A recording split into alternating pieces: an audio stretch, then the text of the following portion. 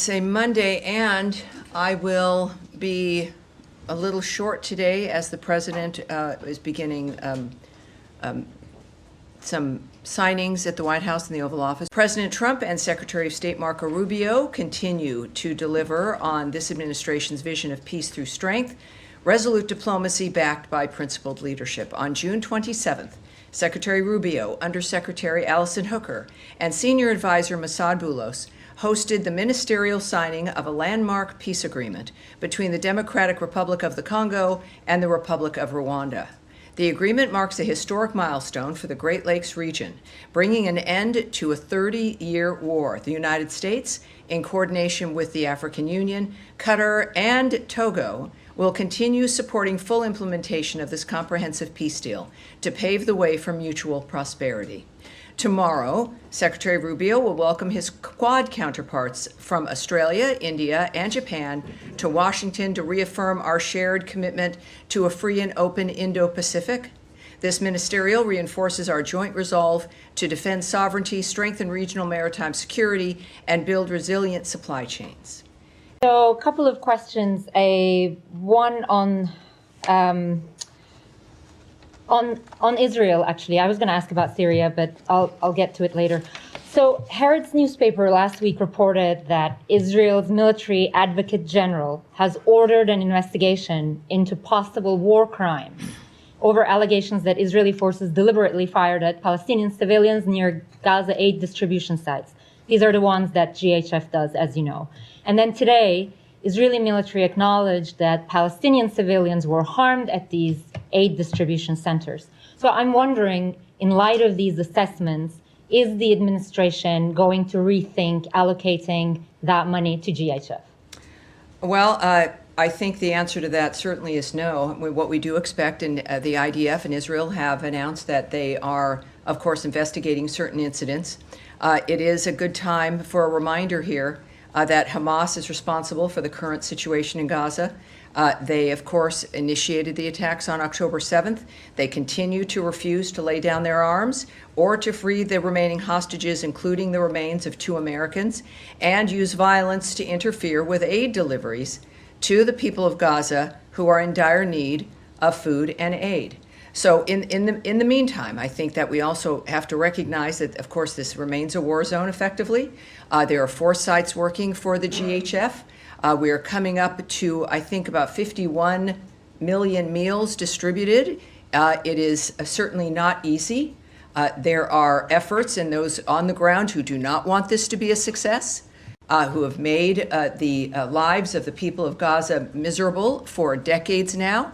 And this is a key, unlocking a door to a better future. So this is what the president has asked for, which is a new approach for Gaza.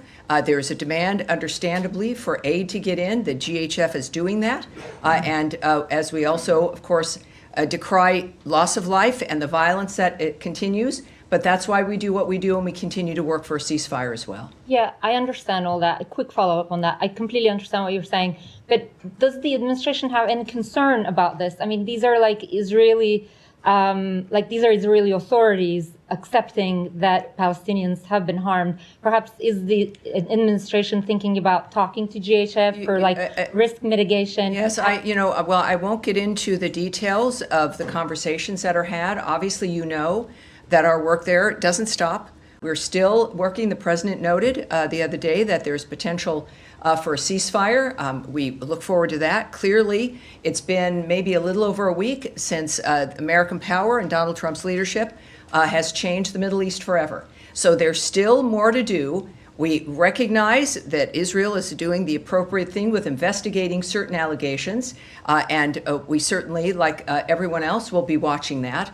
And at the same time, we also know that there are people on the ground who want to disrupt and disturb the success of this because of the nature of this industrial complex that has allowed this to go on for decades. So we are working to get aid in, at the same time still working for that ceasefire, still hoping to make the difference for Gaza. And of course, I think our action and the issues with Iran speak to our commitment to changing the Middle East so people can live in peace. I do want to ask about Syria, but first I just want to very, very briefly, I might want to go on and on, How Matt. do you I don't know. how do you decide? Well, my question is going to be very, very. Oh, all right. Yes. How do you decide when it's okay to speak about revoking someone's visa? Because for years and years and years, decades in fact, in covering this building, it's always the mantra has been visa records are confidential. Mm-hmm. And yet we have a situation where an entertainer in the UK has had his visa revoked very publicly by the Deputy Secretary of State in a tweet, retweeted by Secretary Rubio and confirmed by other officials.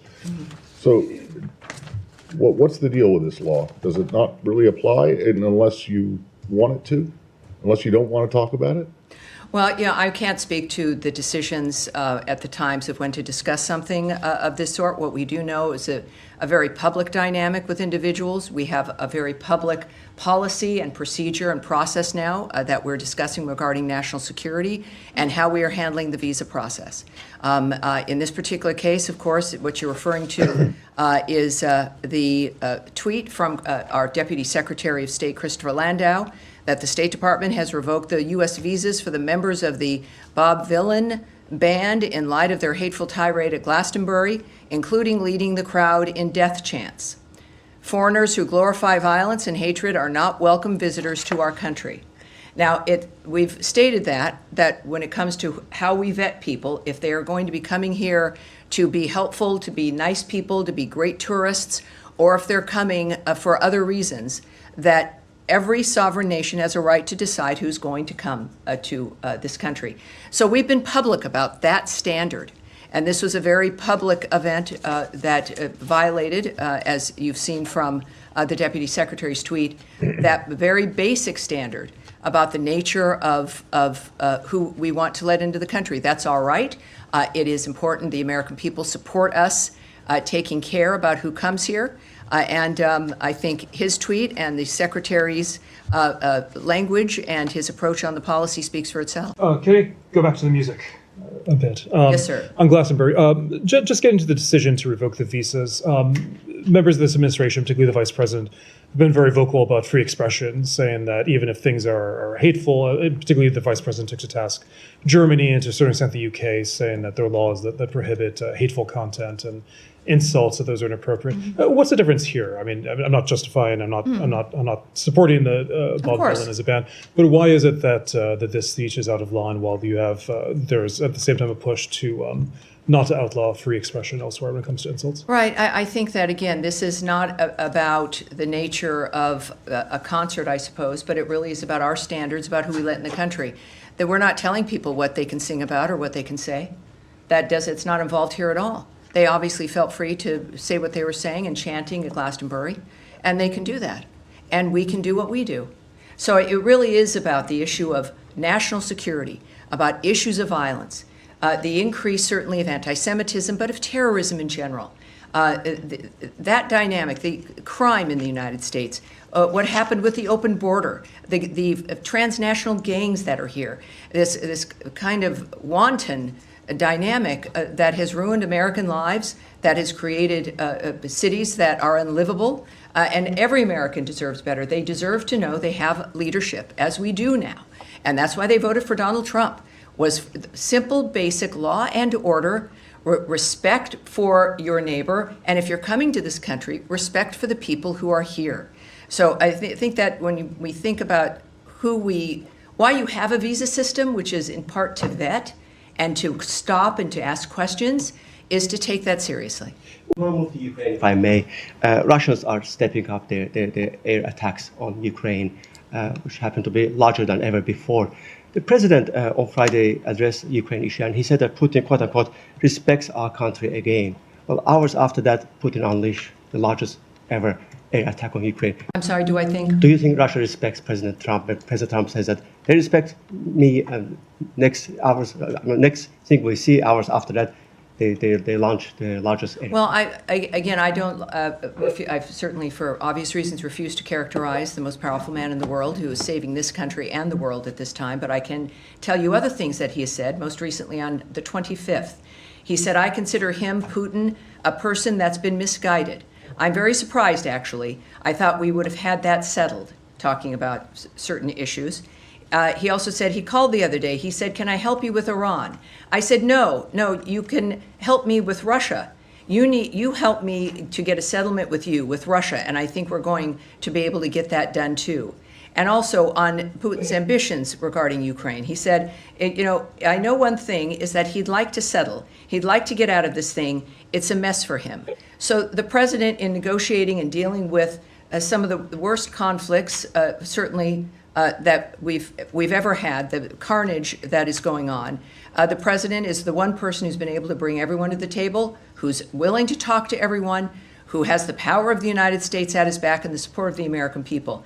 And I think that he understands, and he has repeated again within the last few days, just his frustration and lack of acceptance at the attacks that have gone on in Ukraine by Russia, and that it has to stop, that there are too many people dying. This remains a key element for his administration. It is a key part of the work that his administration as a whole is doing, is our support for Ukraine and the need for that carnage to stop. For some of us, Tammy covered President's trip last week, and you addressed from the podium his signature achievement, which is 5% of GDP spending among NATO members. Lavrov today called it catastrophic, and he said that defense spending decision could lead, quote unquote, NATO's collapse. How did you read that?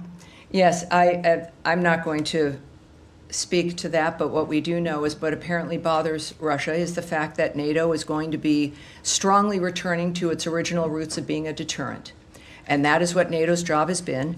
The advancement of their commitment to defense is remarkable, and not only we of course support NATO completely, and their role is imperative for a safe and stable Europe, and that's the point, being a deterrent. This kind of defense spending helps them achieve that, and of course it is something that would not have happened without President Trump's encouragement and demand, and so we're excited about that.